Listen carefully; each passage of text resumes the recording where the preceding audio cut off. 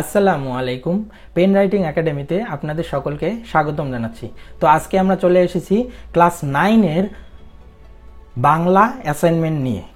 তো বাংলা অ্যাসাইনমেন্টে আমাদের অভাগীর স্বর্গ নিয়ে একটা অ্যাসাইনমেন্ট লিখতে বলছে। তো চলো আমরা আগে অ্যাসাইনমেন্টটা দেখে নেই, অ্যাসাইনমেন্টে আমাদের কি চাইছে। আমাদের অ্যাসাইনমেন্টের মূল বিষয় দেখো, অভাগীর স্বর্গ গল্পে মানবিক সমাজ গঠনে যে প্রতিবন্ধকতা সমূহ রয়েছে তা কিভাবে দূর করা যেতে পারে বলে তুমি মনে করো, যৌক্তিক মতামত দাও।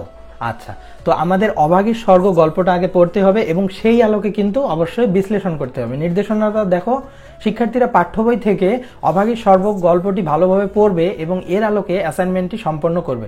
তো চলো আমরা অ্যাসাইনমেন্টটাতে যাই, দেখি কিভাবে অ্যাসাইনমেন্টটা সম্পন্ন করা যায়। তো দেখো, মানবিক সমাজ গঠনে প্রতিবন্ধকতা ও প্রতিকার। প্রথমে আমরা প্রতিবন্ধকতা সম্পর্কে লিখব, দেন আমরা এর প্রতিকার কিভাবে হতে পারে সেটা বলবো।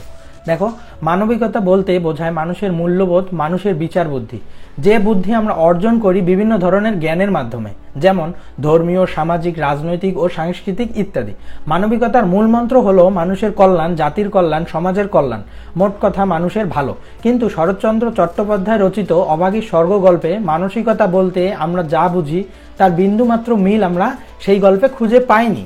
তাই তো মানবিক সমাজ গঠনে ব্যর্থ হয়েছে অভাগীর স্বর্গ গল্পে।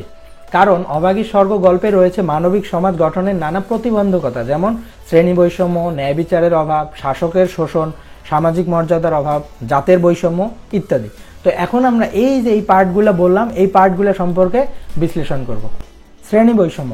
অভাগীর স্বর্গ গল্পে আমরা দেখতে পাই যে তখনকার সমাজ ব্যবস্থার মাঝে শ্রেণী বৈষম্য ছিল প্রকট, মানে অনেক বেশি। একটু শ্রেণী বৈষম্যের মাঝে, এই শ্রেণী বৈষম্যের মাঝে ছিল ধনী গরিব ভেদাভেদ, উঁচু নিচু জাতের ভেদাভেদ। ন্যায় বিচারের অভাব ছিল তখন। অভাগীর বেলগাছ লাগানোর ঘটনা থেকে আমরা দেখতে পাই যে তখনকার সমাজ ব্যবস্থায় কতটা ন্যায় বিচারের অভাব ছিল। শাসকের শোষণ।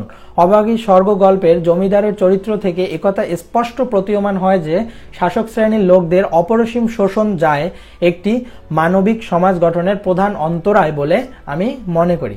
সামাজিক মর্যাদার অভাব। একজন মানুষ যখন সমাজে তার নিজ পরিচয়ে মাথা উঁচু করে বাঁচতে না পারে, অর্থাৎ সামাজিক মর্যাদা নিয়ে দাঁড়াতে না পারে, তখন এই সমাজের মাঝে অমানবিক আচার আচরণ প্রকট হতে দেখা যায় এবং যেটা মানবিক সমাজ গঠনের অন্তরায় হয়ে দাঁড়ায়। মানবিক সমাজ গঠনের প্রতিবন্ধকতা জয় করার উপায়। এতক্ষণ আমরা প্রতিবন্ধকতা বললাম, এখন আমরা সেই প্রতিবন্ধকতা থেকে কিভাবে জয় করতে পারি, প্রতিবন্ধকতা থেকে বেরিয়ে আসতে পারি সেটা দেখব। মানবিক সমাজ গঠনের নানাবিধ প্রতিবন্ধকতা রয়েছে, যেমন শ্রেণী বৈষম্য, ন্যায় বিচারের অভাব, শাসকের শোষণ, সামাজিক মর্যাদার অভাব, জাতের বৈষম্য ইত্যাদি। এখন এসব প্রতিবন্ধকতা জয় করার উপায় আলোচনা করা হলো। যথোপযুক্ত শাসন ব্যবস্থা। একটি সুন্দর মানবিক সমাজ গঠনে আইনের সঠিক ব্যবহারের মাধ্যমে কার্যকরী শাসন ব্যবস্থা চালু থাকলে শুধু সমাজ নয় বরং সারা পৃথিবীকে মানবিক করে তোলা সম্ভব হবে। বিচার ব্যবস্থা। যে সমাজে বিচার ব্যবস্থা সঠিক অর্থাৎ ন্যায় বিচার রয়েছে সেই সমাজকে আমরা মানবিক বলতে পারি। বসবাসরত মানুষ যারা রয়েছে তারা নিজেদেরকে নিরাপদ ও সুরক্ষিত ভাবতে পারবে, আর তাতেই মানবিক সমাজ গঠনের পথ সুগম হয়ে যাবে। শাসন ব্যবস্থা। সমাজে যারা শাসক গোষ্ঠী রয়েছে অর্থাৎ যারা সমাজে নীতি নির্ধারক, তারা যদি সমাজের মানুষের উপকারে তাদের শাসন করে তবে সে সমাজ মানবিক হতে বাধ্য। শাসনের নামে যে শোষণ না হয় এবং শোষিত মানুষের মাঝে সবসময় যেন ক্ষোভ বিরাজ না করে। অসাম্প্রদায়িকতা। আর একটা গুরুত্বপূর্ণ বিষয় হলো সমাজে যাতে সবাই নিজের মতো করে বাঁচতে পারে, নিজস্ব ধর্মীয় আচার আচরণ পালন করতে পারে, নিজের মাথার মধ্যে স্পষ্ট করে প্রকাশ করতে পারে, এই বিষয়টি নিশ্চিত করতে হবে। শ্রেণী বৈষম্য দূরীকরণ। শ্রেণী বৈষম্য দূরীকরণ করতে হবে। এই ধরনের বৈষম্য দূর করতে হবে যদি আমরা একটি মানবিক সমাজ গঠন করতে চাই।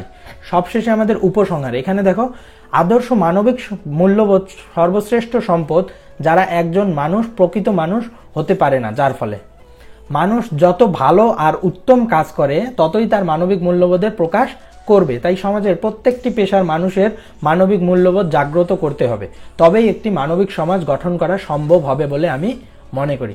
তো তোমরা তোমাদের মতো করে আরো সুন্দর করেই তোমরা অ্যাসাইনমেন্ট করতে পারো, জাস্ট তোমরা এখান থেকে কিছু আইডিয়া নিতে পারো, ঠিক আছে? হুবহু কখনোই কপি করবা না। এবং আমার অ্যাসাইনমেন্টটা তোমরা পাবা আমার ফেসবুক গ্রুপে। আমার ডেসক্রিপশন বক্সে ফেসবুক গ্রুপ এবং ফেসবুক পেজের লিঙ্ক দেওয়া থাকবে, তোমরা সেখানে সকল আপডেট পাবা এবং সেখান থেকে তোমরা পিডিএফ ফাইলটা ডাউনলোড করে নিতে পারো। তো আমার গ্রুপ মেম্বার হয়ে যাও এবং পরবর্তী কোনো অ্যাসাইনমেন্ট নিয়ে তোমাদের সাথে দেখা হতে যাচ্ছে। ততদিন পর্যন্ত ভালো থেকো, সুস্থ থেকো, ধন্যবাদ।